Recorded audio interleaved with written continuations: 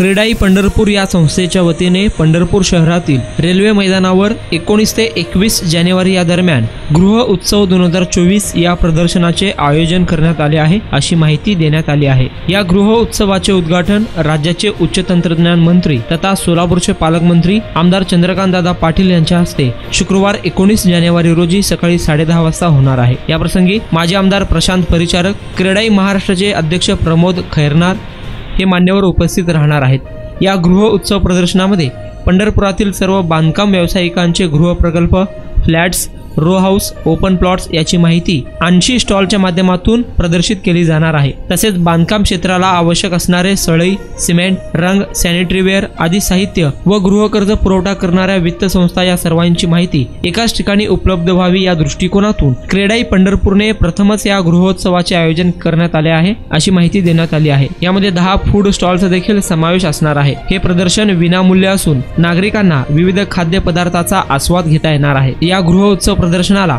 आवर्जून भेट द्यावी असे आवाहन क्रीडाई पंढरपूरचे अध्यक्ष अमित शिरगावकर, उपाध्यक्ष आशिष शहा, सचिव मिलिंद देशपांडे, सहसचिव शशिकांत सुतार, खजिनदार संतोष कचरे, जनसंपर्क अधिकारी विवेक परदेशी यांनी केले आहे।